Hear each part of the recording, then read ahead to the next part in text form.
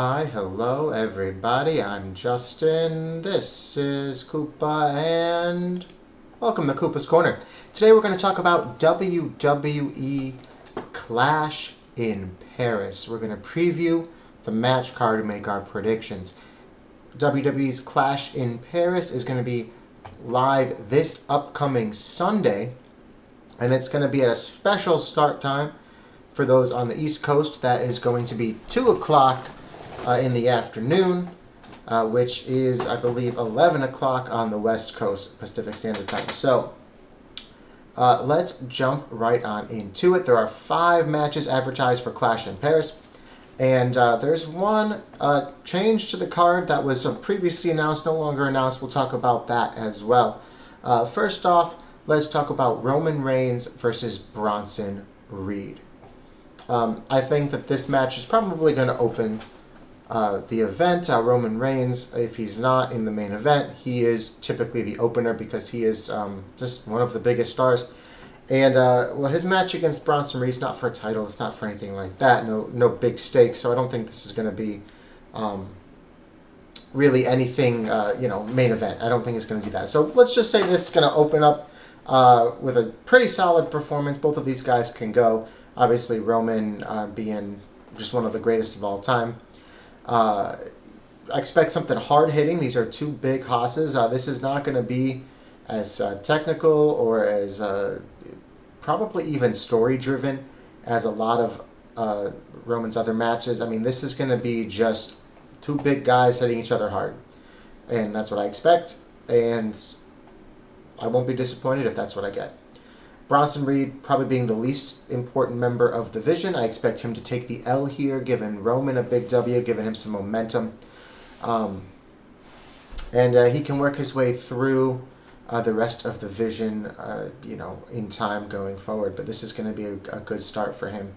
If he kind of gets stopped in his tracks now, there's not really much of a reason for him to move on to Braun Breaker or to Seth Rollins. So for now, Roman Reigns, he's going to get the big W, and he's going to move on from there through the rest of the division. He's not done with the division after this match, but it is definitely just the first stop in the going through the division.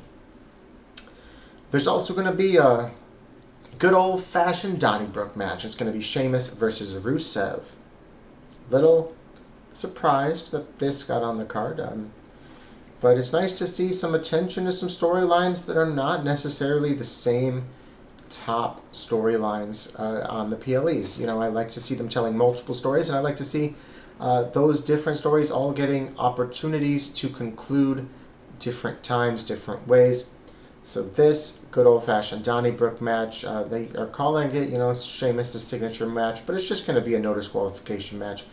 It's going to be also another hard-hitting match. I expect this to be a little bit different. I think the first match is going to be more of a Haas match. This is going to be just brutal, just brutal.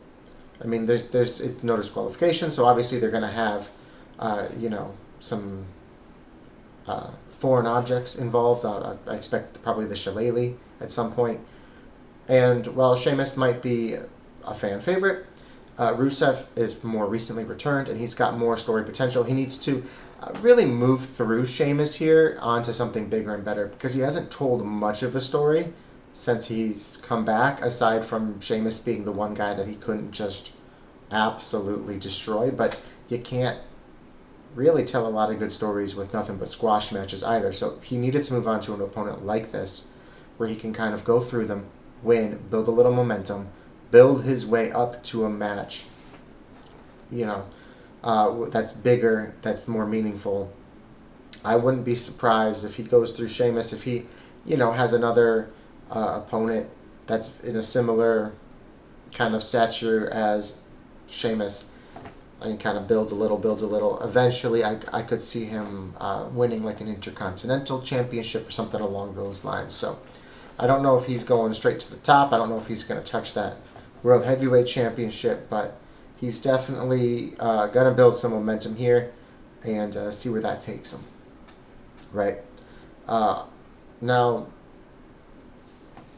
from here, there's a couple more matches, and I'm trying to decide what I think the order is going to be, right? What's going to be next? What's going to be the main event? I could be completely wrong. It could be in a completely different order. That's okay. It's going to be the same match. We're going to talk about it either way. But I think, let's just say it's the Fatal 4-Way here. Fatal 4-Way for the World Heavyweight Championship. That's going to be Seth freaking Rollins defending the championship that he won when he cashed in his Money in the Bank in a Fatal 4-Way, and that's going to be against main event Jey Uso, CM Punk, and LA Knight. Yeah. Now, this match is really interesting. Jey Uso feels out of place here. I know he's been a champion and LA Knight hasn't, but he still feels like the coldest one entering this match. The fans are pretty solidly behind CM Punk. I think LA Knight is a sleeper pick here. He's sniffed that world title a couple of times, but he just can't win it. And then, of course, Seth Rollins, who is very, very recently champion. I think Seth Rollins is going to win this. His story just has the most narrative potential going forward, right? He faked his injury. He was walking around on crutches at home in public, like away from the WWE, trying to sell to the world that he was legitimately injured so that he wouldn't be caught on social media or anything like that by a fan outside of the WWE, so they wouldn't be like, oh, it's all just a storyline, it's all fake, right? He committed to the bit. He's got his faction, the Vision. He's got Braun Breaker. He's got Big Bronson Reed. He's building momentum. He's turning these guys into stars. He's got Paul Heyman. So I think that he's just got the most potential here. Now, obviously, the fans are behind CM Punk. I don't think CM Punk is going to win. I think there's a lot more story to be told in the chase, right? Particularly with the hatred that Punk and Seth Rollins have. He's not going to take Seth's title reign and just end it like that, kind of with a whimper over a bang, right? There's a lot more story in the chase, and he could ultimately be the one to take the title from Seth, but it isn't going to be now. Right? Jey Uso, they put the title on him. I don't think it worked. He's a fun performer, but he's out of his league with some of these guys. I think he's just there to sort of keep him relevant, to pop the crowd during his entrance, maybe take the pin, but he's not anyone to be considered a serious threat in this match. Finally, there's LA Knight. Right? Now, obviously, I don't think LA Knight's going to win because I predicted Seth Rollins was going to win. But I think LA Knight is the most interesting option to win here. I think if LA Knight won, I think the audience would lose their mind. I mean, people have been behind LA Knight for a very long time, and he's just never quite made it through that ceiling. And I think it would be a genuine shock for him to win. I don't think anyone's really expecting Seth's title reign to end so soon. Not only is it a shock, but it's, one of our guys finally breaking through and finally achieving his dreams. You have a very underdog situation here that I think could really, putting the title on him could really elevate him to that next level. This is one of the situations where, the title makes the guy rather than the guy makes the title, which for the most part the guy makes the title, right? But using it for a guy like LA Knight who's got all the talent in the world to be there and is just waiting for that opportunity, I think with a guy like LA Knight, he's really positioned to thrive as well as his booking. The fans are behind him. He's got the mouth. He's decent enough in the ring, right? He's not an S-tier in-ring performer, but he's got something gritty about his in-ring style. It's very nostalgic to the Attitude Era, and the guy can get on a mic and he can go, and it's enough to win the fans. So the fans are behind him enough, but it's just a matter of the more he loses, the more he fails, the more that the creative makes it clear he's not the guy, he's never going to be the guy. People are going to lose faith and they're going to stop caring about him. So he is somebody whose success as a performer really is going to live or die on the amounts of wins and the amount of losses that he has. And the quality and the caliber of those wins and those losses. And that's pretty unique because you don't see that often in the WWE. You see guys get over in spite of their booking. You see guys booked through the roof who can't get over. And it's very rare that there's somebody here who's everyone's kind of on their edge of their seat waiting to see what happens with him, before they fully commit. And so he's almost an anomaly. And I think that is really intriguing. And that's why I like LA Knight. I'm rooting for LA Knight. I'd love to see LA Knight walk away with a shocking title victory here. But again, I mean, that's not my prediction. I think it's going to be Seth Rollins. There's just too much story left to tell with him and with his group. But yeah, I mean, honestly, this is the one that has me most intrigued. What do you guys think? I want to know in the comments what you think about this, what you think about LA Knight specifically. Do you agree with my assessment, or do you think it doesn't matter? Do you think those wins or those losses doesn't matter? Am I off base here? Let me know in the comments. All right. 2 more matches advertised for the event. There's the Women's Intercontinental Championship match. That's going to be Becky Lynch defending her title against Nikki Bella. Now, obviously, Nikki Bella here, when she made her big return, she was supposed to start feuding with Liv Morgan. Liv Morgan got hurt. Nikki Bella was thrown into a battle royal, and she didn't win, and she kind of did nothing for a few weeks. Becky wrapped her story with Lyra Valkyria, and now Becky and Nikki are feuding. There's not much meat and potatoes to this. The story hasn't fully had a chance to evolve yet. They traded some words on Raw this week. Becky insulted the crowd in England, and Nikki Bella defended them, and you're making excuses, and you're just insecure. And that's kind of the gist of everything that's happened, right? Like, not much has really happened in this story. So if this is a long-term thing, this is chapter 1, Becky's going to retain, or she's just going to retain against Nikki and move on to somebody else. So either way, there's no real good reason for Becky to drop it here, especially to someone like Nikki Bella, who's going on 20 years with the company, been out of the business for a while, Hall of Fame already inducted into, and who knows how long she's going to be back, right? She seems to be back every week, so this is like a full-time run. This is not like a random part-time, going to show up once every couple months type of a run.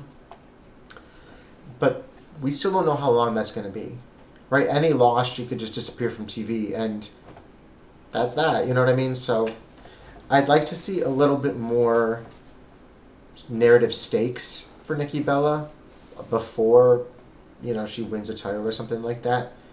So unless Becky's really just planning to ghost and dip out, I just don't see her dropping that title in this fashion to this opponent. There's just not enough narrative to it. And then finally, John Cena versus Logan Paul, right? I was debating whether this should go in the middle or the main event, or if it should be the 4-way here in the main event. I think this will be the main event. I genuinely think this will be the main event. And I think, now that John Cena is a babyface again, and he's back on his farewell tour, and he's got so few dates left, he's really going to pick up some big W's. And while he's celebrating, maybe grabs the mic, maybe, just cuts a promo to the crowd, hypes the crowd up, something like that. Maybe not, but either way, after he gets the win, surprise appearance by Brock Lesnar, and Cena ends the night lying on the mat after eating an F5 or 2 or 3, or possibly more, you know what I mean? And that's going to set them up to have a big match, potentially at the new event, WrestlePalooza, coming next month, the first event on ESPN. Honestly, I'm really surprised and a little bit disappointed at how warm of a reception Brock Lesnar got when he made his return, all things considered. But he's back whether we like it or not. Enough people seem to like it that they just aren't going to pivot from that. So I think at this point, the match with Logan Paul, I'm sure, is going to be pretty good. Logan is underrated as an in-ring performer, but he's not going to beat John Cena. John Cena's going to get the W, and John Cena's going to take a beating by Brock Lesnar. And that's how Clash in Paris is going to end. So those are my predictions for this event. And there's still one last thing I want to talk about, guys. I mentioned it a little bit in the beginning. There was another match that was supposed to take place. It's not taking place. That is the Women's World Championship match. Naomi was going to defend against Stephanie Vaquer, who won a Battle Royal at Evolution to earn this championship opportunity. Now, when Becky Lynch left to have a baby, she put her championship title in the Money in the Bank briefcase, and Asuka just opened the briefcase, and she was champion. Stephanie Vaquer wins the #1 contendership. They don't just give her the title, and that's fine, right?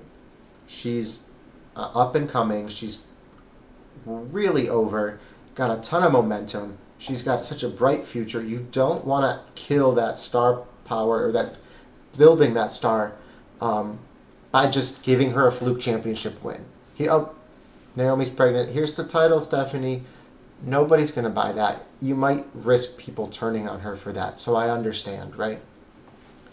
But now that Naomi is out, and now that Naomi has vacated the title, Stephanie Vaquer should still be competing at this event for this championship. She won, and sort of removing her from here, it just feels like she hasn't done much since that victory to warrant a big title victory, right? She hasn't been on TV. She hasn't been picking up wins. She could be trying to get over in some matches against some people lower than her on the card, right? Just pick up some W's, build a little momentum, a little exposure to the crowd. And that tells me that either she's not going to win the title, or they're saving it for a bigger event, probably WrestlePalooza. So they're not on this event. Another #1 contender or #2 contender or something, whatever, I don't know what you want to call it. But an opponent for Stephanie to face for the championship is yet to be determined. Adam Pearce promised we'd have some answers next Monday. And from there, I'm expecting maybe the announcement of a tournament or something like that. But you really, really risk, again, damaging Stephanie Vaquer if she's going to be your babyface here by having somebody else have to, go through multiple stages of a tournament, beat multiple women to earn that shot when Stephanie just won a Battle Royal, right? She needs to sort of come into this as the underdog. And I think the fans are very receptive to Stephanie Vaquer. Capitalize on her momentum. Build her up. Make her a big star. She's got all the tools. She's got the fans. Show us you think she's important. Put her on TV. Give her some victories. Let her build some momentum. And if you don't want the title on her yet, you want to save it, then that's fine. But who else right now is really in a spot that they could put the title on? Rhea and Io are in a different storyline. This sort of tag team forming from them. Probably going to be feuding with Asuka and Kairi Sane. Jade's on SmackDown. Bianca's on SmackDown. And there hasn't been many other women in the title picture. I mean, Roxanne Perez, and Raquel Rodriguez doing their Judgment Day things. They've got a story waiting to be told with Liv Morgan. Liv Morgan could always be a surprise return, I guess. I don't know how long it's going to take for her to heal, but if Liv Morgan is a surprise return and takes the title at the expense of Stephanie Vaquer, right, how much damage does that do? They're in a tricky situation right now. It wouldn't have been great for Stephanie to lose to Naomi either. But Naomi leaving complicates things. So I don't really know where they're going to go with this. It's hard to make a prediction. It's just a match that was supposed to happen is no longer happening. And what's going to happen is very up in the air, and it feels very tricky to navigate, right? It feels very risky to navigate. And that's all I have to say. Again, we went through the 5 matches. We talked a little bit about the one that got pulled. Special start time this Sunday. Let me know in the comments about LA Knight, like I said earlier. And thank you so much for watching, guys. We'll see you in the next one.